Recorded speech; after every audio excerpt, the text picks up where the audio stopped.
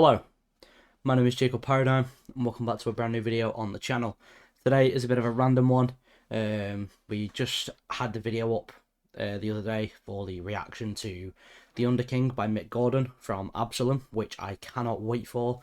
It's currently October 8th, tomorrow is the release date. I am so fucking excited, it's unbelievable. But anyway, welcome to a video that you may or may not see, depending on copyright problems. I'm going to be going through my 10 favourite video game pieces of music. I'm going to rank them from 10th up to 1st. So from, not my least favourite, because they're all my favourites, but from the pieces the pieces at the bottom are the pieces that anything above them I would rather listen to. Let's put it that way. Depending on what mood I'm in, I'll listen to pretty much anything, so it doesn't really matter. These are all my favourites. These all kind of rank together, but I'm ranking them in a way that I would rather listen to this over this. That kind of way. So we're going to work our way from 10th upwards. I'm not going to waste any time. I'll explain the song when the song is on screen, and until that point, there'll be nothing. So I'll see you in the first song. Alright. Welcome to The Nightmare Theme by Avenged Sevenfold. Not to be confused with the actual song Nightmare. This is from their game Hail to the King Deathbat. It's kind of like an MMORPG, like top-down, or not top-down. It's kind of top-down. Super fun game anyway. Absolutely amazing. I love playing it. I've 100%ed it on Steam. Played through it multitude of times and then played through it without dying and on the hardest difficulty, and it's just so much fun. Unlocked everything there is to unlock. Nice couple of niche references in there. Obviously each island and each level being a reference to a different song. There's like a little piece of Heaven, Afterlife, City of Evil, Backcountry, obviously this Nightmare, and this is great. This is personally one of my all-time favourite pieces. So without any further messing about, we're just gonna get straight into this. We're gonna listen to this, and yeah, I'll give my sort of live reaction and analysis. Some of these pieces, it's been a while since I've listened to them, so I'm pretty much re-reacting to parts of this piece that I don't remember.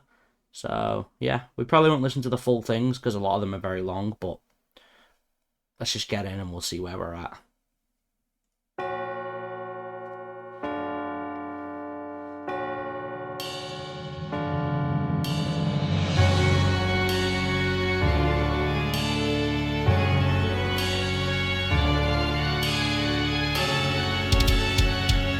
Oh, yeah.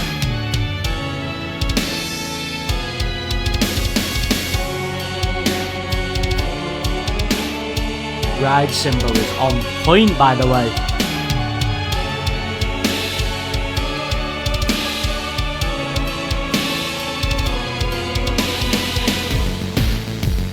Then we go proper 8-bit video gaming.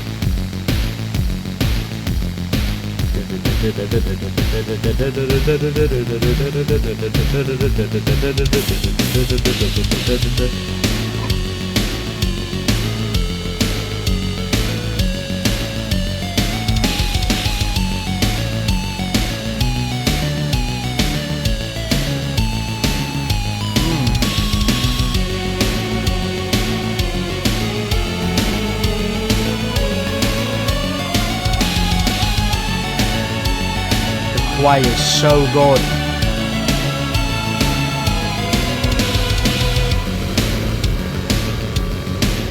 It's just this like perfect mix of like metal but not too metal, plus that sort of like retro video game like arcade vibe.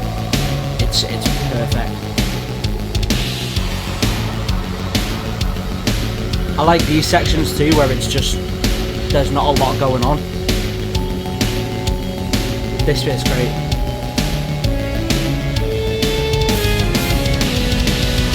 The horns and the organ.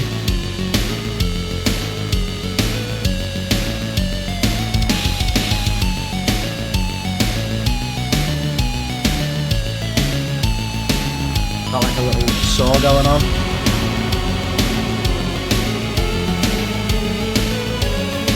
The drums sound so good too.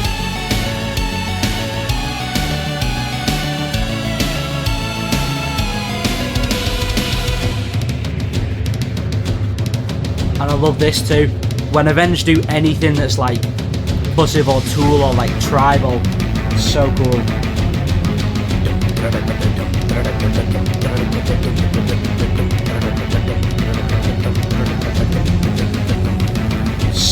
So much fun to listen to.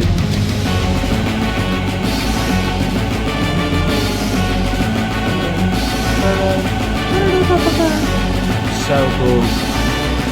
Oh, and this, the little synth solo coming in.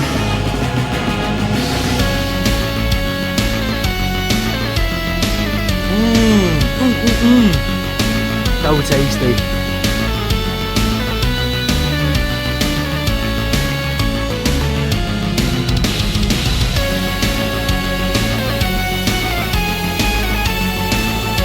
This goes so hard for no reason.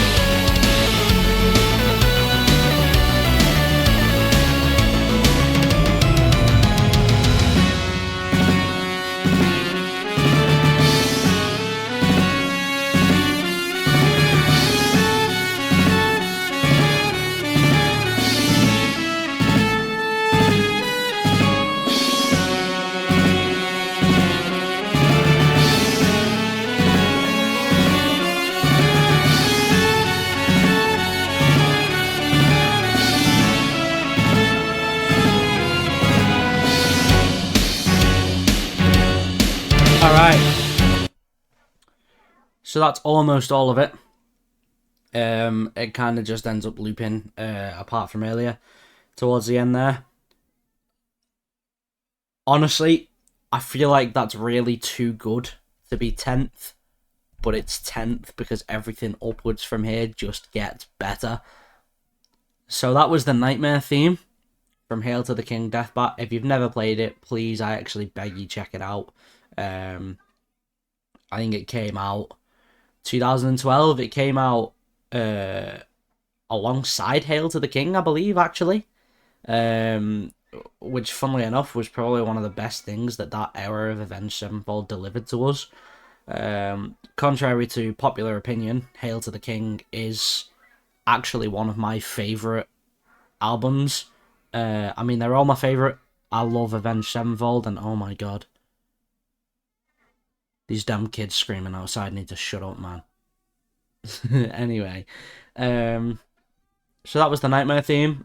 Truly just... Avenged Sevenfold is something else, man.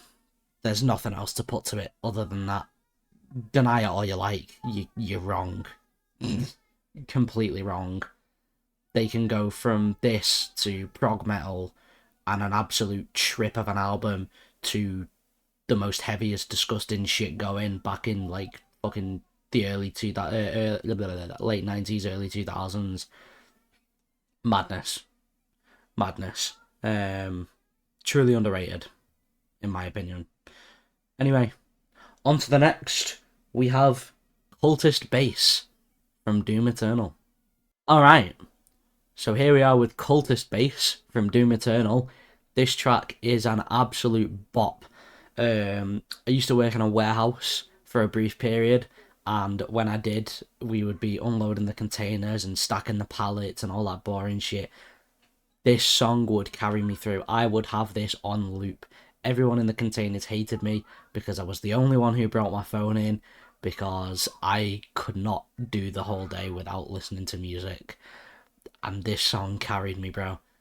This song just put something inside of me, and I was carrying them boxes like a fucking beast. Absolutely insane. Anyway, let's listen to Cultist Bass. We'll probably listen to about half of this. Yeah, this is Cultist Bass from Doom Eternal.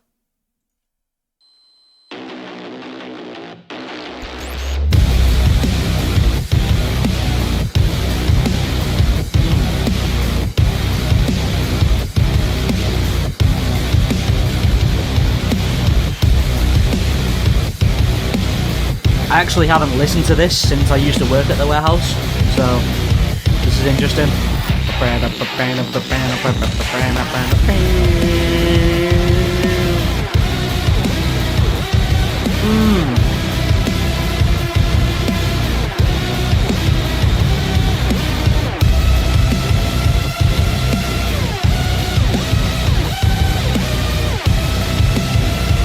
Oh my god, it's just disgusting.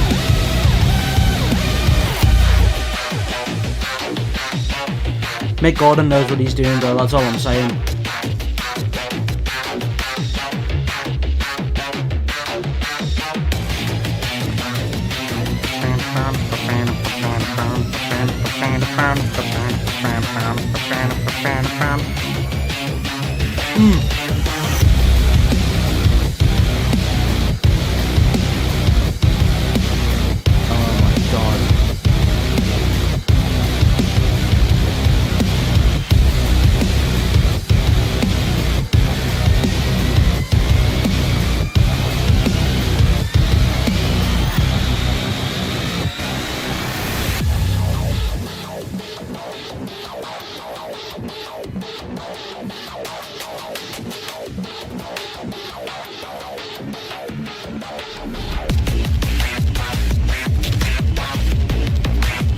Bro, it's like his synth work just hits so hard, combined with the guitar, it's just like chug heaven.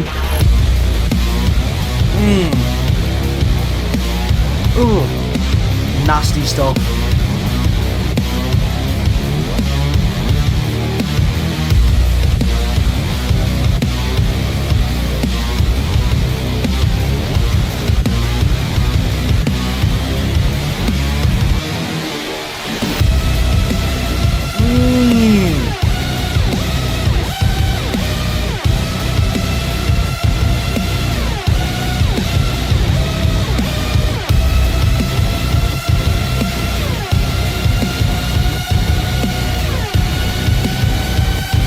Oh yeah.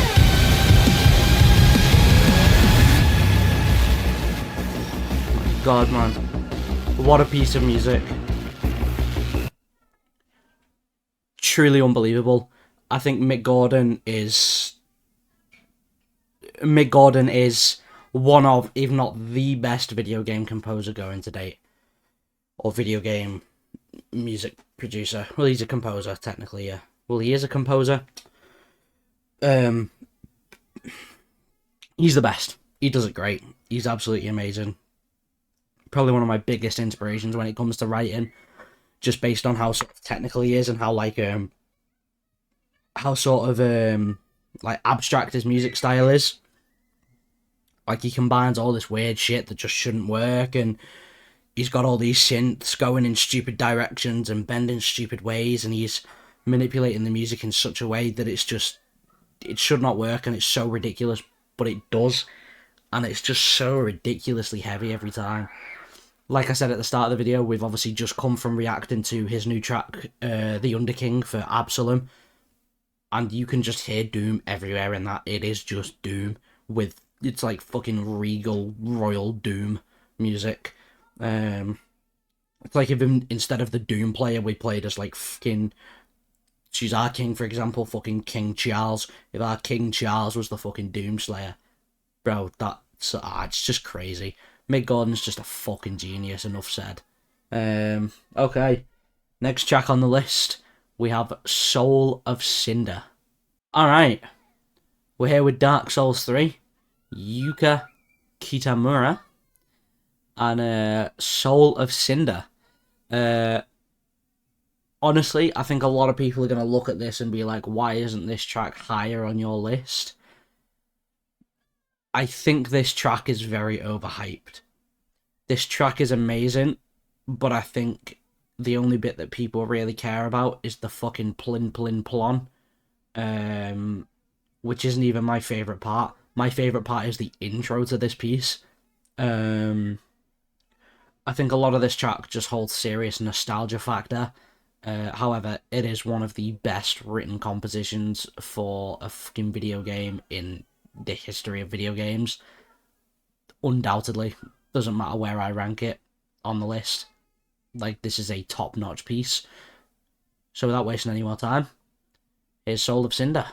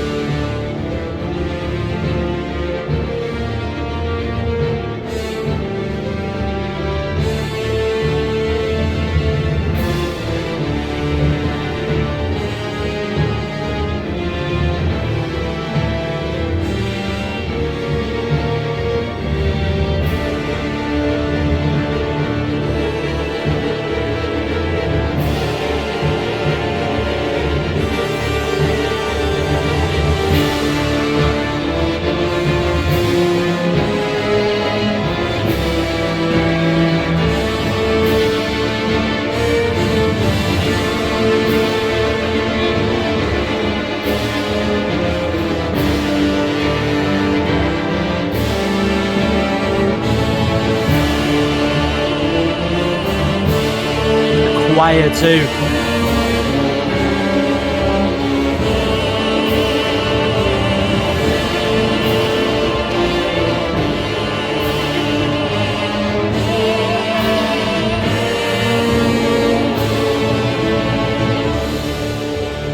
I like how they bring it down just before building it back up too.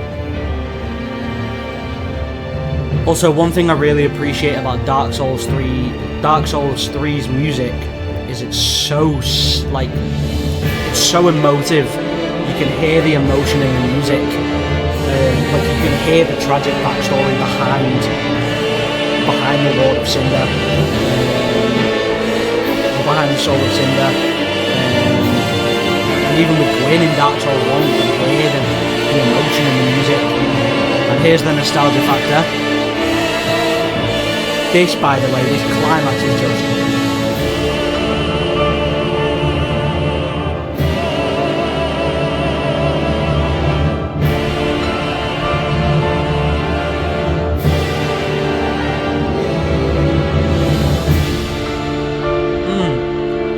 It's just delicious, man.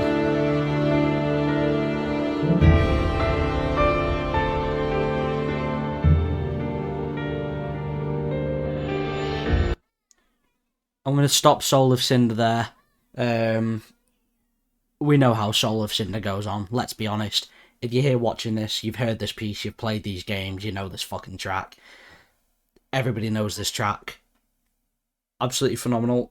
And the main thing I said is, with not just Dark Souls 3, but I find Dark Souls in general, you can hear and feel the emotion in the music.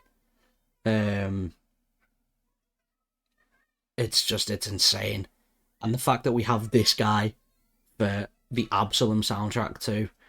So we've now got Mick Gordon, this guy in the Absalom soundtrack, and I can't remember his name. There's another guy who helped with some of the tracks within the Dark Souls series, provided some tracks, and I think Elden Ring and stuff too, which is just insane. I need to react to those other two OSTs. I'll probably do it when the game releases or whenever, but either way. Soul of Cinder, 8th piece on the list. Let's continue moving upwards to a piece from a probably very unexpected game. I'll show you when we're there. Let's go. Alright.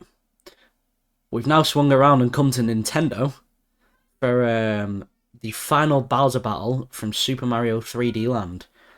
This track for me, I think, is probably one of my favourites because of its nostalgia factor. This was my favourite Mario game as a kid. Absolutely love this game. Still love this game now. Funnily enough, I've been back and played through it again on an emulator just recently. Absolutely wiped the game in one sitting. Such a fun game. All the Mario games have a great soundtrack, let's be honest. This one specifically has something that I love in music very much. Super awesome string lines and bagpipes. So, one of my favourite pieces of music in general in terms of like film score is the down dragon from How to Train Your Dragon.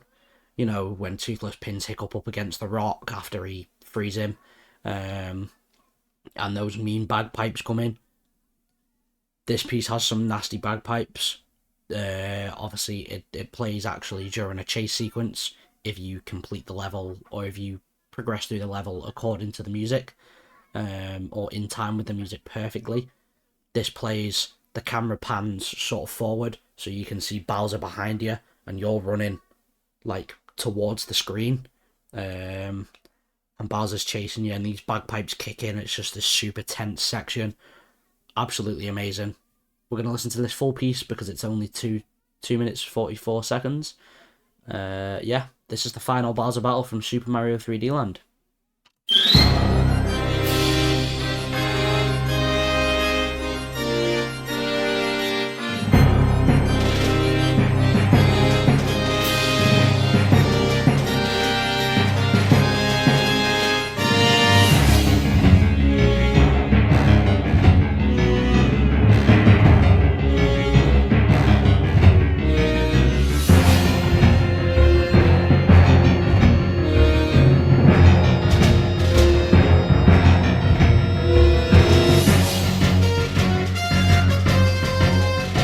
So I'm just trying to work out time. This too. I love little like flurries and flourishes like that.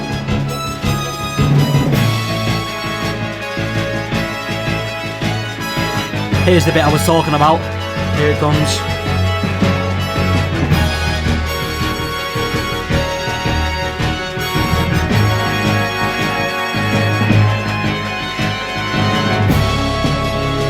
So cool.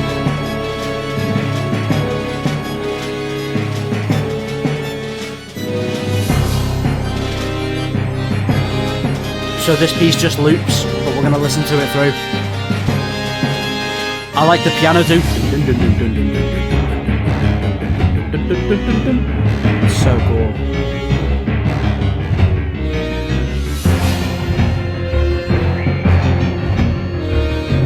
I just love the like modulated horns, just like slow.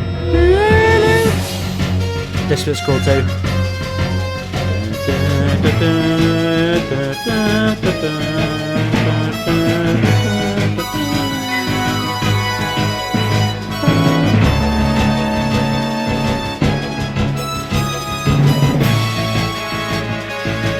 And there we go with the bagpipes again.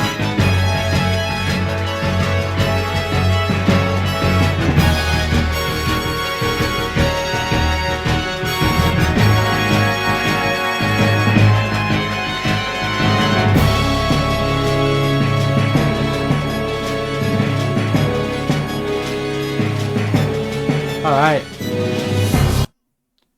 So it had just started fading out there. Honestly, there's not really a lot to say about that piece. I mean, you can hear the amazing orchestration without me even having to explain how well it works. There's just a load of cool like string flourishes, like descending, and then the bagpipes obviously too. The piano in the background too, dead deep piano, is always nice. I think this, in terms of like orchestration, is probably my favourite sort of like arrangement. I just love the amount of what there is and how it's sort of, do you know what I mean? Nothing's too heavy. Like the piano's not overpowering. It's just enough that you can hear those deep notes in the back. The percussion is just amazing. Just a little, just a kind of feels like a horseback chase.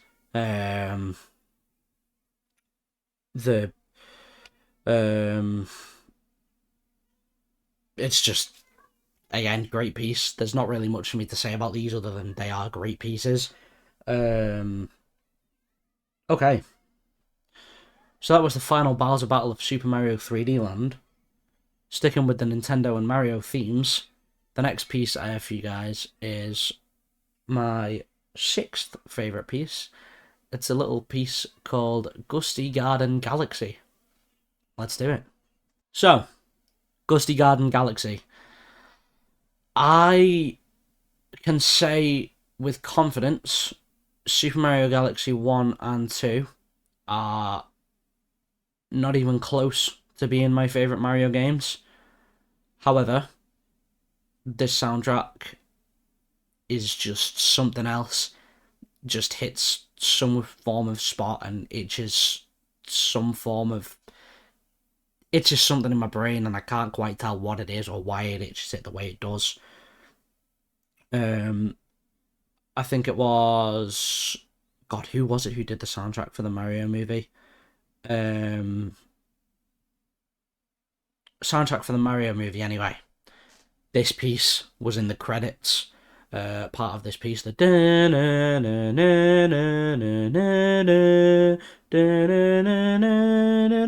you know the part.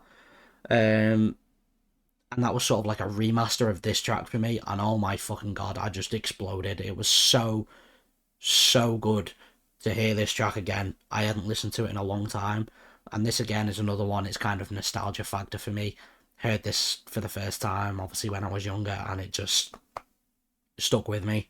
I can't really explain why it stuck with me. There's nothing specific about it that I can name as to why it stuck with me, but it just did. So let's give this a listen. And yeah, this is Gusty Garden Galaxy.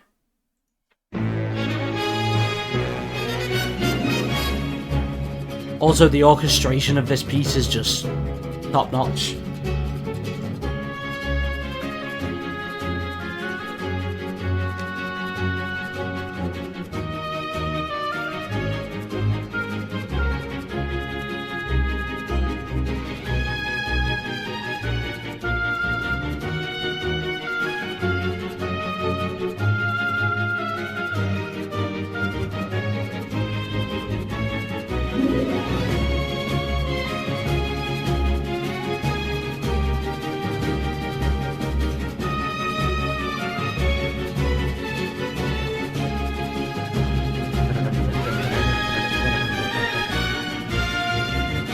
All the percussive sounds are great.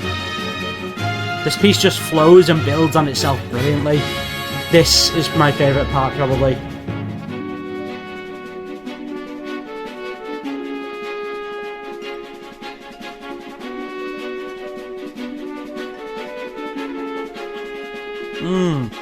It's just such a beautiful sounding solo.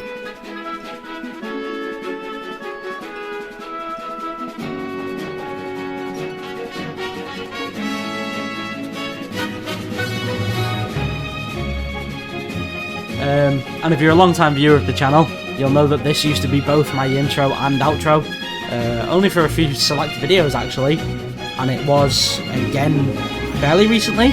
Not sure whether the videos are still up, but it was there, so if you saw them, then you're one of the few. Who knows how much I love this piece.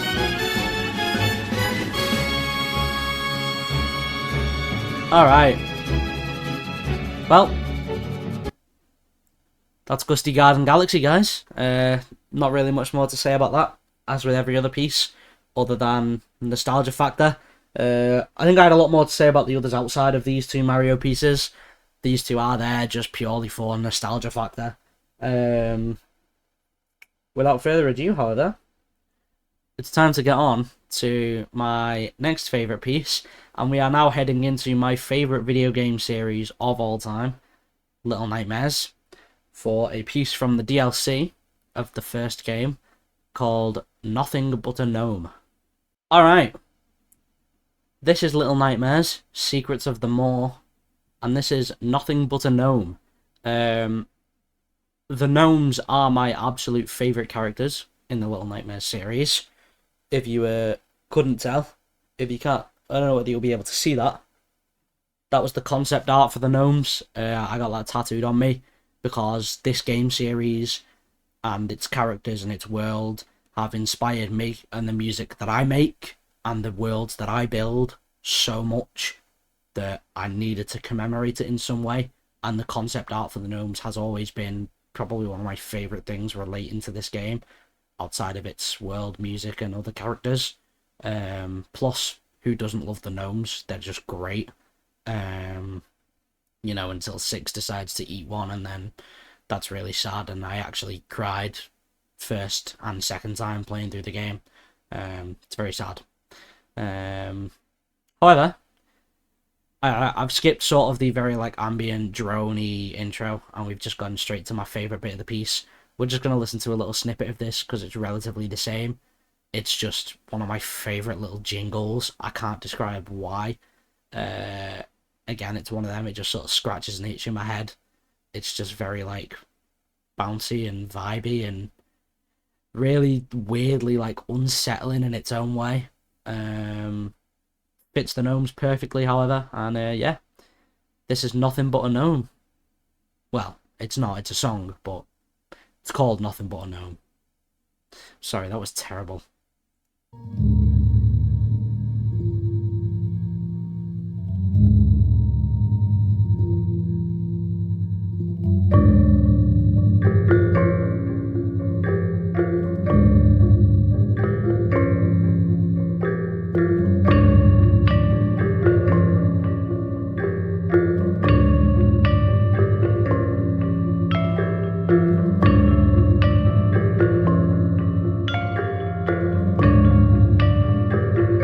You can just sort of not. I mean, you could bop your head to it if you wanted to, but it's kind of just it's a weird little piece, super eerie, like, and it's just this weird combination of like, I can't even tell what's being played here, like some form of obviously more percussive instruments, like there's definitely a marimba in there. That's what it sounds like anyway. Could be a glockenspiel in there. It sounds like on some of the higher notes or just sort of in the background. There's a celeste in there. I can hear that. Yeah, there's a celeste in there. You can hear the celeste. But it's just one of them. It's like just random, again, shit that just sounds like it shouldn't work, but it does. And you know, Tobias Lilja has managed to weave it into his world so well, or weave it into this world so well, that it just feels so in place. It's like you're playing these games, and half the time the music doesn't even stand out because it just fits so well. And then you listen to the soundtrack and you're like, oh my god, that plays there. And then you go back and listen and it's just 10 times better because you're actually focusing on the music. Personally, every game I play, I focus on the music. As soon as I first played the DLC and heard this, I was like, oh my god. I didn't even know that it was specifically a theme for the gnomes. You could just tell. When a theme is made perfectly for something, you can just tell. And this theme was made perfectly for the gnomes, and I knew that first time hearing it. Just, again, most people would look at this and think, you really think that's an incredible piece of music? It is. Like, that is just some absurdly genius writing in my eyes, because it's like, who comes up with something like that? Do you know what I mean? Like, I'm never coming up with something as like random and as quirky and as cool as that. I mean, who knows? I might one day, but I definitely haven't so far in my music career. But yeah, that was Nothing But a Gnome, guys. Moving up and sticking with the Little Nightmares theme, we have Signal Interference. Alright, we're here in Little Nightmares 2 this time, and we have Signal Interference. This is the pivotal moment. Six has been kidnapped. We've finished being chased by the Thin Man. We escaped. We climbed out of the sewers. Everything's all weird. The buildings are all bendy. The world is warping around us. We take off our bag. And we just go to fucking town on the Thin Man. Absolutely fucking rock his shit with our powers.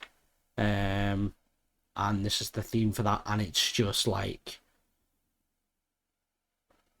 I don't even know how to describe this piece other than you can feel the power in this piece. You can feel the power that's being sort of put out by our character, by Mono, and you can feel the tensity of the situation and the music, and you can almost sort of picture it in your head. Obviously if you played the game you'll be picturing it, but as as well, one thing I really like about this, and one thing I admire about Little Nightmares, is they show the scale of things, and a lot of that is shown also through the sound design and the music. So as in, anytime we see something big, like the moor in Little Nightmares 1, for example, when we're climbing on the outside, we get like a big like a drone in the background, as well as the horn of the moor and the ship. And it's just like, it makes you feel it. The music belittles you and it makes you feel small and vulnerable. And it does the same in this. Before Mono's sort of music, I don't know how I can describe this. It's like the Thin Man is walking towards you, the buildings are all bending around you and stuff, and everything's all weird and warped, and it almost makes you feel small. And there's this drone, this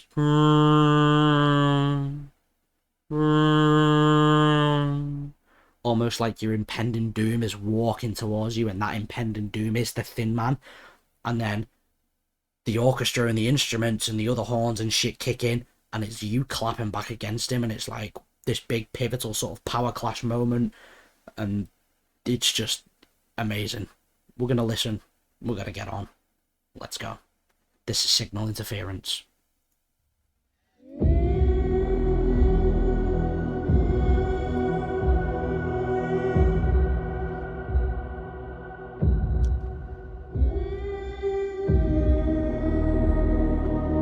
One thing I like too is like when they use these sort of child's voices, or like the kids' voices, to make everything seem a bit eerier and a bit creepier, and also obviously to fit the theme.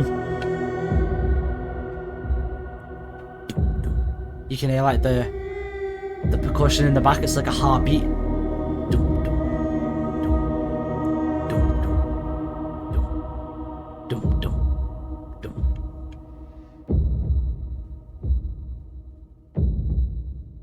Here it comes.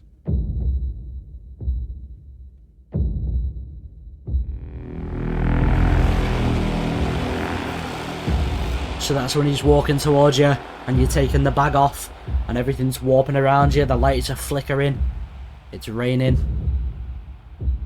and your bag starts floating away.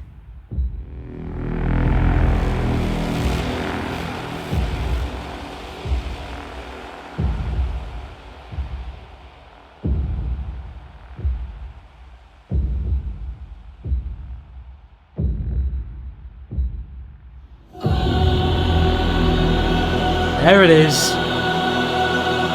And you're there, you're clashing with him. Left and right. And he goes and he wobbles. The buildings are wobbling all over the place, lights are flickering, everything's going crazy. And we clash again. And we're moving. And you're fighting him. And you can feel it in the music too. Instead of feeling small and vulnerable like you usually do when the music is overpowering and the scale is being like amplified by a million, it's now flipped. He feels small, we're the powerful one. You become like the monster and the creature.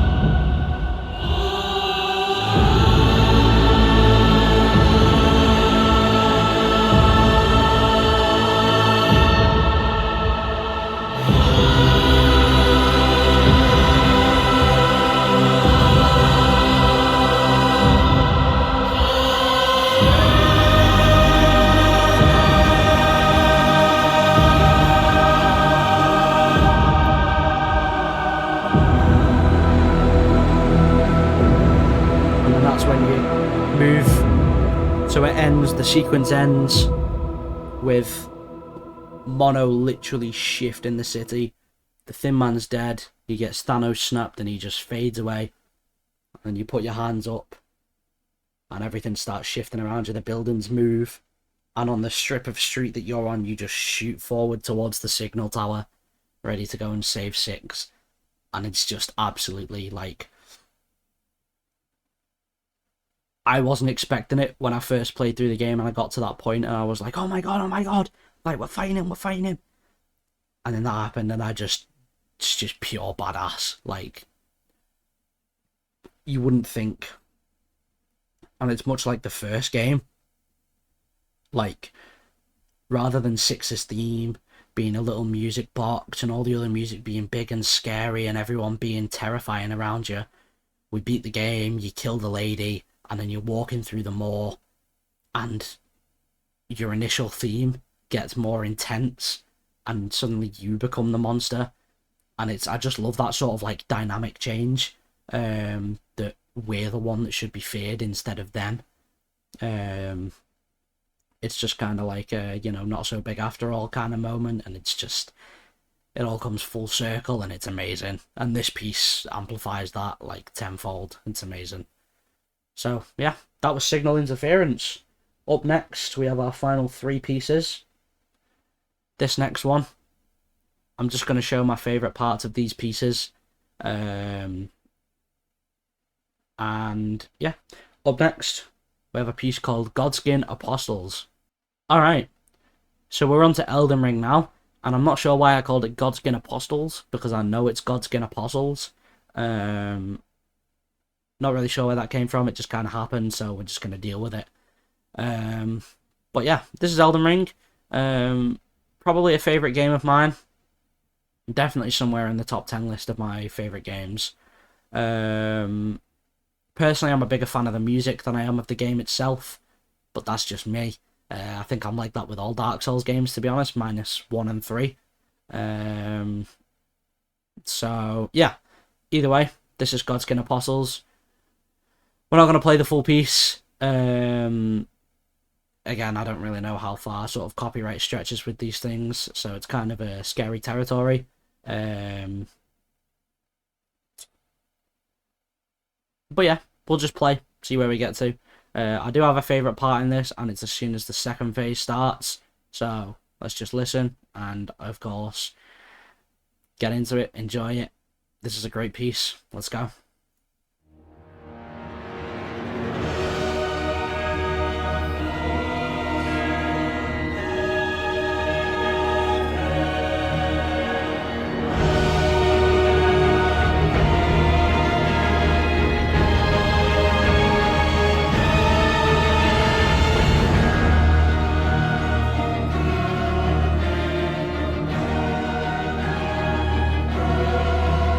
It's just such like it's such an evil piece, and it's like sort of very contradictory to its like religious themes too. Obviously, you know what an apostle is. Spread the word of God. X, Y, and Z, blah blah blah. You get the gist. So Godskin Apostle just kind of contradicts the whole, God's apostle thing. And this music is very religious sounding in a way. You've got the choir, you've got the organ, which is associated with the church, but it's also twisted and evil and very like malignant. It's an amazing piece, truly. Easily the best piece in Elden Ring.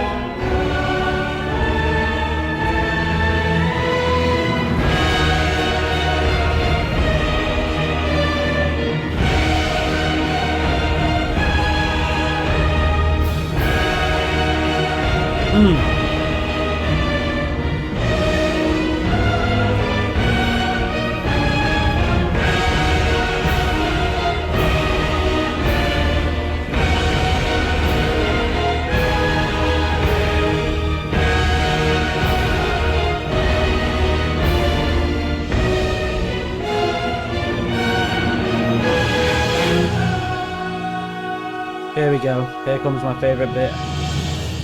When the tempo picks up.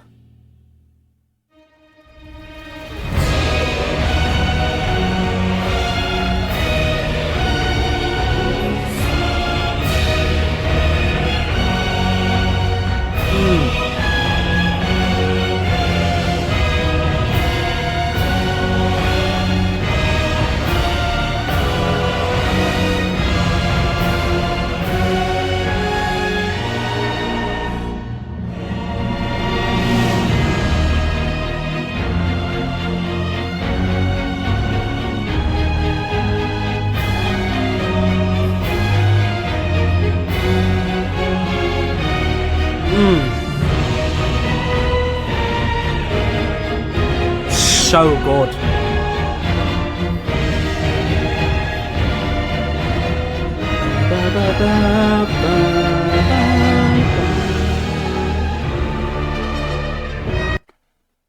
That is all we're going to listen to of Godskin Apostles. Basically listen to the full piece anyway, despite what I said. I just got very into that. Very awesome piece. Like I said, it's super, like, sort of malignant and evil sort of take on a religious theme. I love everything about the Godskin Apostles. Just the whole sort of, like, you know, going against, or sort of, yeah, going against the traditional religious ways with, like, their entire theme, basically. The characters and the music itself. I think they're just super great. They have a great design, both Noble and the Apostle. And they're just... It's something else, truly. I think this is a very underappreciated Elden Ring track. A lot of people go for the, you know, sort of cliches, you know, Margit's track, Melania's track. Yeah, not a fan, personally. I think genuinely this, and probably, like, the main theme, might actually just be my favourite from this game. Just absolutely magnificent, let's put it that way. Okay, next is probably another unexpected one. We turn back to Nintendo with Giratina's theme from Pokemon Platinum. Alright, this is a super low quality picture, so ignore that. But welcome to Pokemon Platinum. Probably my favourite Pokemon game. My favourite Pokemon is Giratina. So yeah, and this is my second favourite video game piece of all time. This is Giratina's battle theme. Let's do it.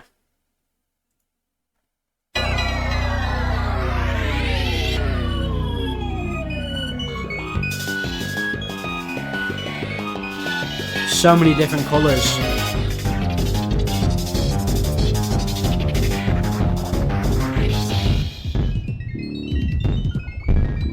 And I just love this too, and this, he uses Shadow Force, and he disappears.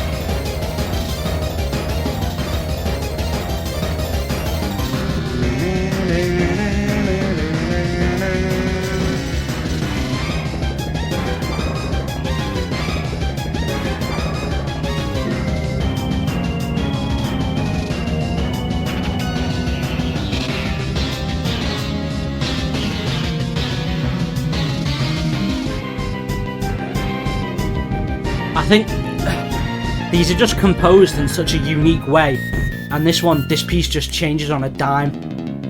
Here, there's some increase in everything, and then the synth comes back in, the choir, sorry, and that in the back, the electric piano and the synth is it's just everywhere.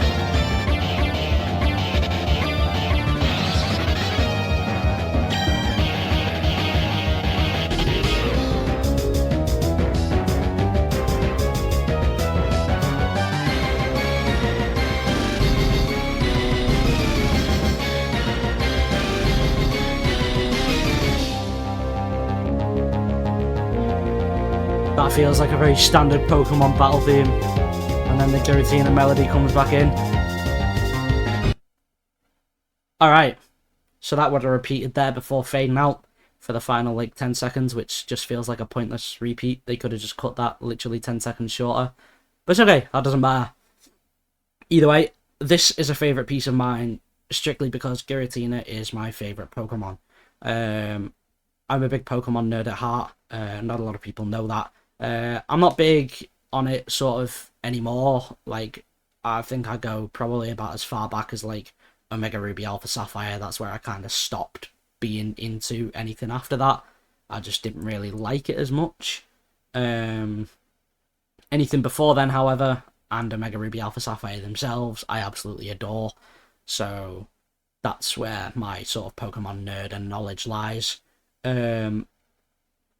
Giratina's lore is just amazing, and this theme fits Giratina perfectly in terms of like this theme literally. I don't. Again, I'm terrible at describing these things, but if you imagine the embodiment of antimatter itself, you'd want a theme that sounds sort of like warped and all over the place, and it changes on a dime, and everything's crazy, and it's just like a complete and utter living nightmare. That is what Giratina is. That is what this theme portrays, and it portrays it amazingly. One of the unspoken greats in video game music. I know a lot of people love this theme, but I don't think enough people love it. I don't think enough people love like older video game music. People tend to like stray towards the newer stuff, because the newer stuff, yeah, ultimately probably is better, but like I'm a sucker for classics, so this to me is an absolute gem of a piece. And the next piece is my favourite video game music track, piece, song of all time. We're heading back into the Souls universe, to Dark Souls 1, and this is a piece titled Bell Gargoyle. Alright, so here we are with Bell Gargoyle. This is going to sound crazy. Bell Gargoyles are my favourite boss in all of Souls. I can't particularly tell you why, other than the fact that I just love their design. The theme is just absolutely amazing. Their introduction cutscene is terrifying. And it's just great. The Bell Gargoyles are great. This theme is amazing. And I'm actually very excited to get. I'm getting a Bell Gargoyle tattoo eventually. I'm gonna do a big Souls piece. Basically, just have my favorite bosses all mashed together. And I'm gonna be throwing the Bell Gargoyles in there, or a Bell Gargoyle, specifically the first Bell Gargoyle, not his brother. But yeah, so this is it. The final piece. We've come to a close. This is going to be a very long video, but it's a fun one, to say the least. So let's have a listen. This is Bell Gargoyle.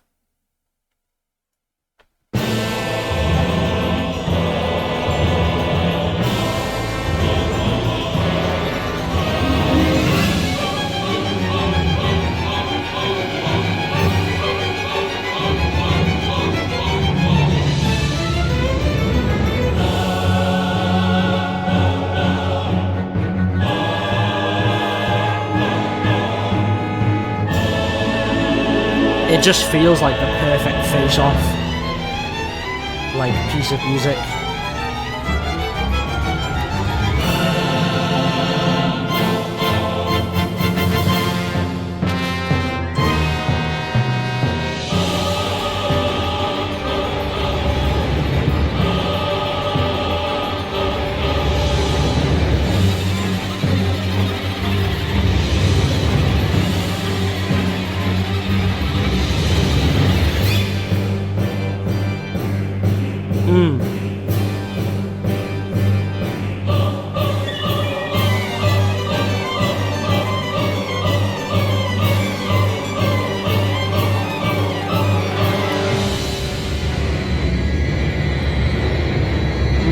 We like this where it dies down a bit.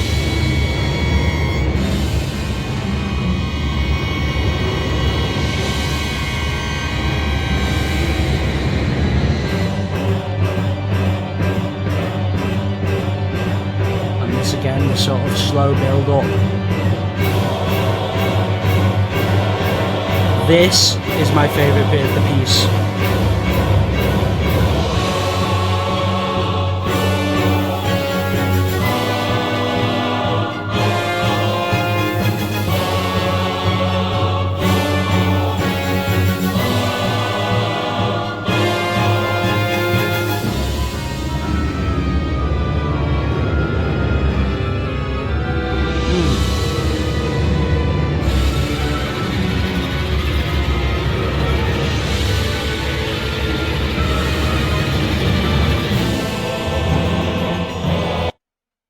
that's where Bell Gargoyle repeats itself.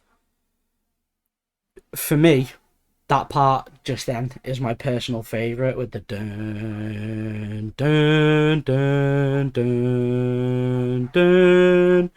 Because by that point in the fight, we've got his brother in, and you're clashing with both. One's one side, one's the other. They're both breathing fire at you. You're blocking and dodging and clashing with them and trying to chop their tails off, and it's just crazy. It's the whole boss fight is just amazing, and the whole start too. It feels like a march, and it feels like a proper like standoff piece. So like they come down, and the first one's just there at the opposite end of the rooftop. You're at the opposite end, and you just charge. It's just, you can just, again, it's just great. I think this music, it really resonates with me, because I can feel everything that's happening in the music, and you can feel the intensity, and you get this sort of adrenaline rush when listening to it. And that might just be me. I think I might be a little crazy, but I do, listening to music like this, I get a proper adrenaline rush, and it's like I can feel everything that's happening, and it's just great. I love music that allows you to, and makes you feel like you're able to get into the groove and actually live within the music, and it's just brilliant. We'll put it that way. All of this music is brilliant. And this video has no real purpose. I just felt like I wanted to share my top 10 favorite video game pieces with you guys, see what anyone who watches this thinks, see if you guys enjoy it, and obviously, of course, please do let me know your guys' favorite pieces of music, whether that's top 3, top 5, top 10. Just comment favorite piece of music, where it's from, whether you want me to react to a certain piece, pick one piece from your favorites, and I'll do it. But yeah, this video has been very long, very exciting, and I hope you all enjoyed watching this and listening along with me as much as I did listening and sharing these pieces with you guys. Thank you all so much for watching. I appreciate the support very much on the last video relating to the Underking from Absalom. It means a lot to me. These reaction videos seem to do really well, so I'm praying that we can keep them going better, and I can keep evolving this channel into something more.